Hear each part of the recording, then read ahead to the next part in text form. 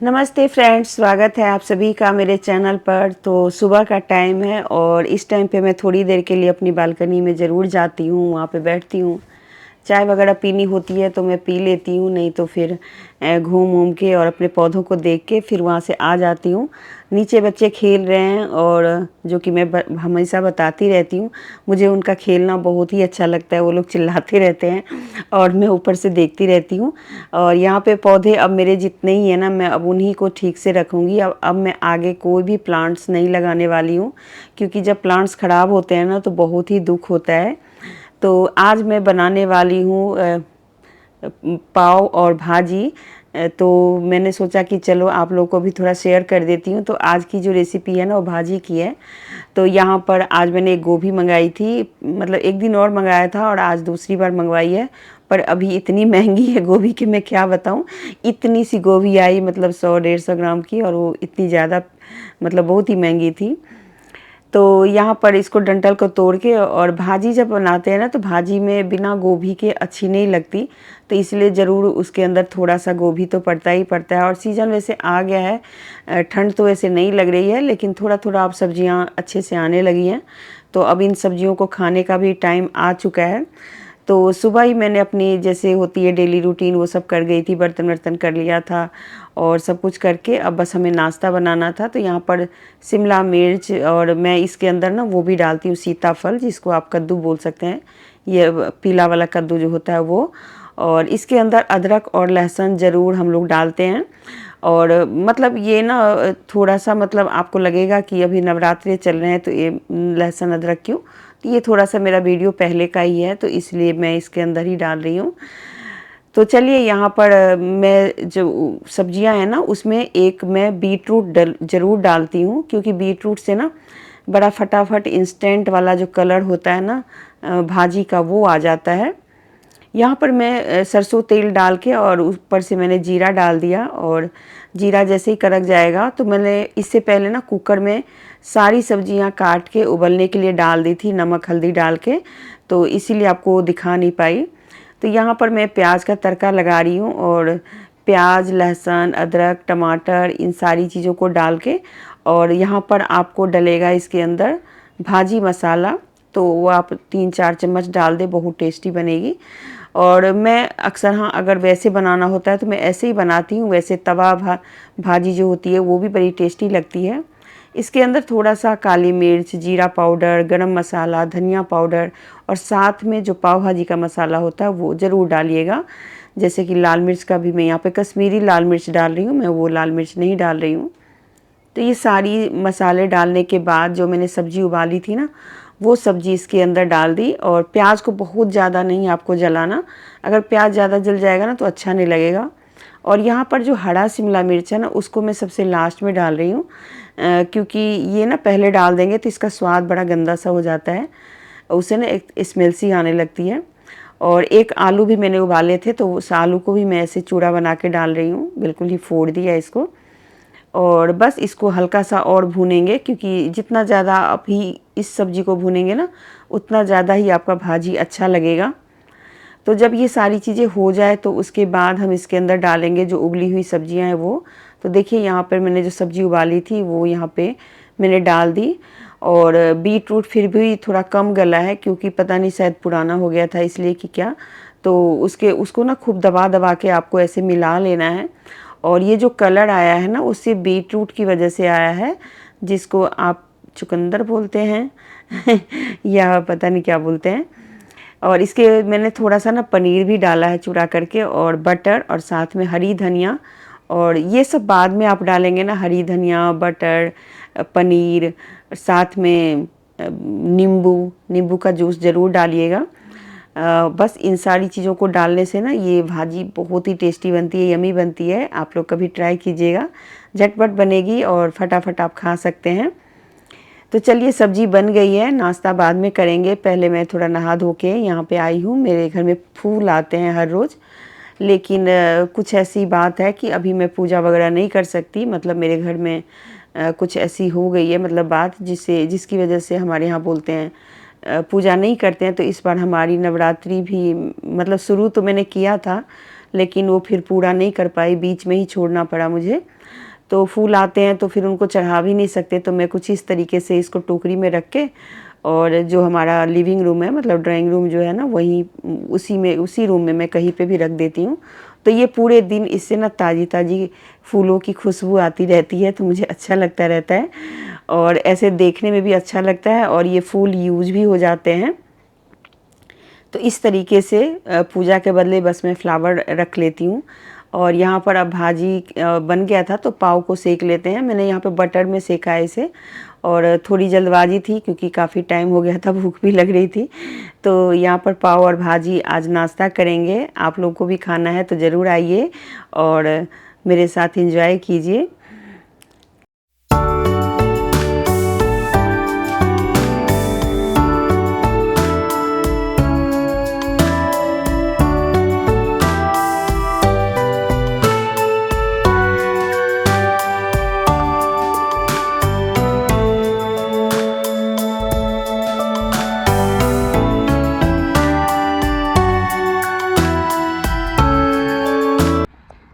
तो चलिए, मैंने भी थोड़ा सा अपने जो मास्टर बेडरूम होता है उसका मैंने हल्का फुल्का चेंज नहीं किया है एक्चुअली, क्लीन करके और उसको सही से लगा दिया है। बहुत सारी चीज़ें, कोई नई चीज़ नहीं लगाई है। पर्दे मेरे पुराने ही हैं, और ये तीनों रैक जो मैंने छोटे छोटे लगा रखे हैं, तो इस पर मेरे ही बनाया हुआ एक बोतल ऊपर है, एक बोतल नीचे है। और शायद आप लोगों को मैं बताऊं तो ये ना देखिए कुछ इस तरीके का है, जो मिरर वर्क किया था मैंने। और उसके ऊपर एक मेरा ये आर्ट वर्क है, जो कि एमपी का एक क्षेत्र है, वहाँ पे वो लोग पीपल के पत्ते पे वो आर्ट करते हैं, तो ये वहीं से मैं लेके आई थी। और ऊपर वाला आपको पता ही है, मैंने अभी कुछ दिन पहले ही बनाया था।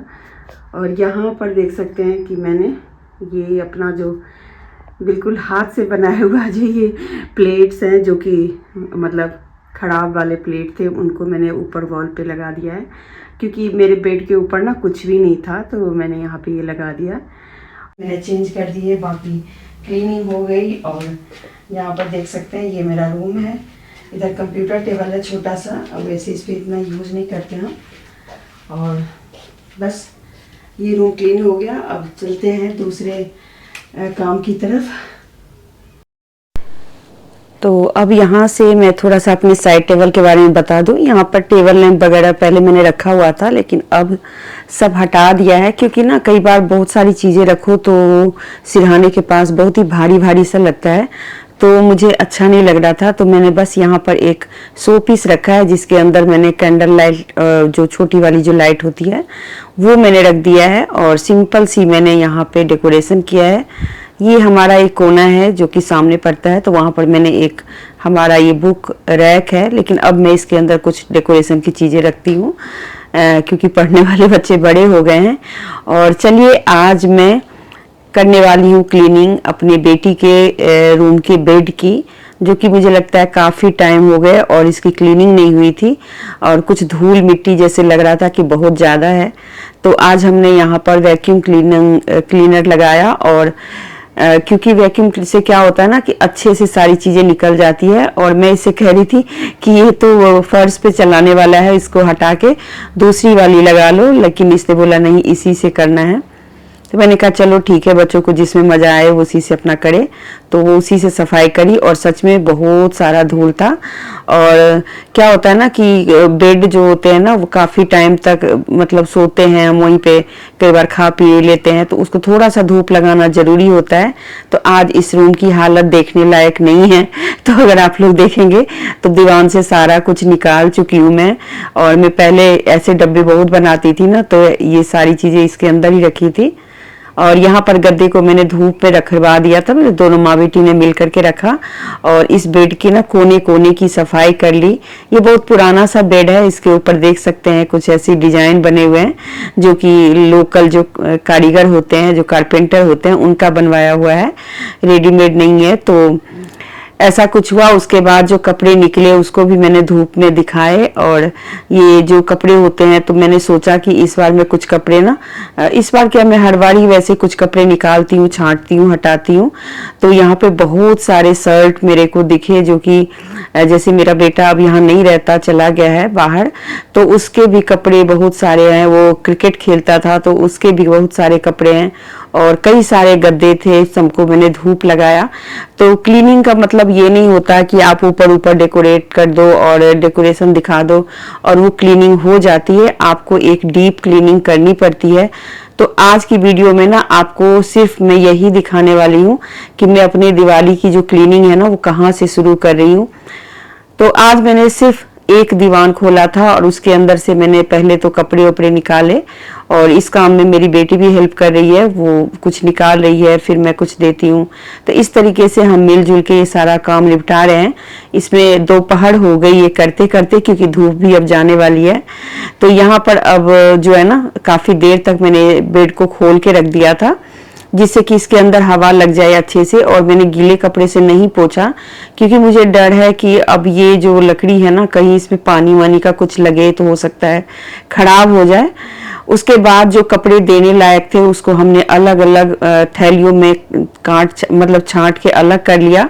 लेकिन जो थोड़े से ऐसे थे कि नहीं है देने लायक, मतलब कभी भी काम आ सकते हैं, वैसे वाले, क्योंकि जैसे बच्चे होते हैं ना कि कई बार शौक शौक में बहुत सारी चीजें खरीद लेते हैं और फिर उनको पहनते नहीं है।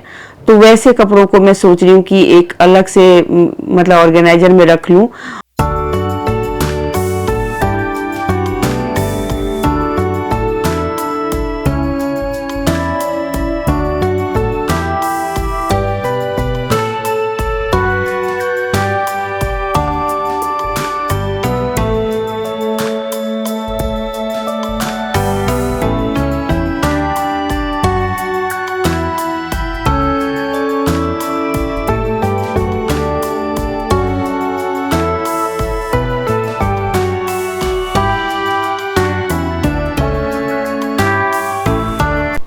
तो काफी देर हो गई मुझे इस कपड़े को तह लगाते लगाते, क्योंकि कुछ कपड़े ऐसे थे जिसमें टैग्स लगे ही हुए थे, मतलब बिल्कुल ही पहना नहीं हुआ था और थोड़े से मुझे छोटे भी दिखाई दे रहे थे। तो मैंने सोचा किसी का जैसे कुछ उपहार वगैरह देना हो या किसी को बर्थडे सैडे होगा तो मैं उनको दे दूंगी। और कुछ कपड़े बहुत ही अच्छे थे तो मैंने रख लिया और बहुत सारे कपड़े निकाले, मैं आप लोगों को दिखा नहीं पाई।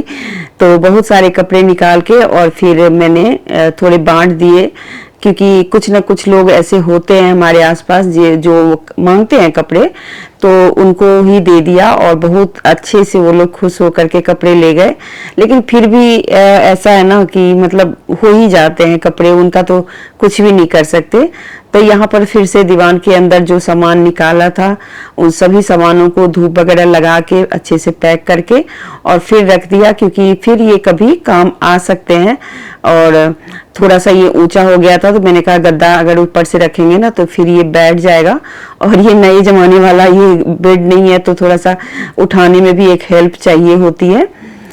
तो इस तरीके से मैं क्या करती हूँ ना कि अंदर एक पहले मैंने एक चादर अलग से बिछाया हुआ था तो अब उसे मैंने हटा दिया है और यहाँ पर एक फ्रेश चादर मैंने बिछा दिया है, क्योंकि इसके अंदर अगर मैं कोई प्लास्टिक वगैरह डालती हूँ ना तो वो बहुत ऐसे आवाज करता रहता है।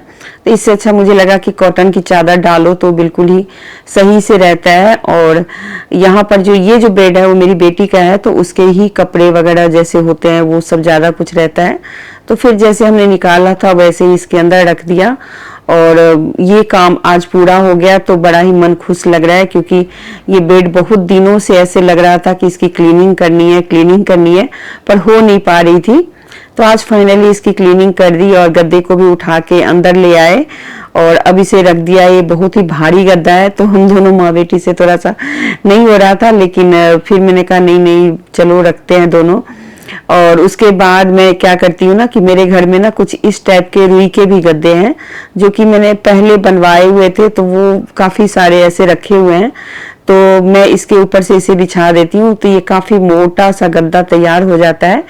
तो ये ना एक बहुत ही फायदा होता है, इसको अलग से फिर रखने का झंझट नहीं होता, क्योंकि इसी के ऊपर रख दो तो ये सही से रहता है। और इसके ऊपर चाहे तो आप कवर भी लगा लें, आप चाहे तो बिना कवर के भी रख सकते हैं। वैसे इसका कवर है, पर मेरी बेटी इसे लगाने नहीं दे रही है, कहती है मुझे गर्मी लगेगी, आप मत लगाओ, इसको ऐसे ही रहने दो। पर यही होगा कि ये थोड़ा गंदा होगा और कुछ नहीं। तो मैं जैसे ही बिछाने लगी तो उसने हटा दिया, बोला कि नहीं। और बस उसके बाद फिर इसके ऊपर बेडशीट लगाया। तो मेन काम आज इसी रूम का था। अपने रूम का तो मैं सिर्फ थोड़ी सी सफाई और साथ में बेडशीट वगैरह चेंज किया था। तो बस इसके बाद जो इसका कवर था उसको मैंने अंदर रख दिया, क्योंकि उसको पसंद नहीं है। और ये काम अब मेरी बेटी आगे कर लेगी, फाइनल में दिखा दूंगी कभी। अब थोड़ी सी मतलब भूख लग रही थी, तो मैंने कहा कि चलो आज हम लोग थोड़ा फ्रूट्स खाते हैं, क्योंकि हमें फ्रूट्स खाए हुए मतलब कई दिन हो गए थे और फ्रूट्स खराब भी हो रहे थे। तो मैंने थोड़े से फ्रूट्स यहाँ पे काटे और फिर दोनों माँ बेटी ने बैठ करके इसका एंजॉय किया।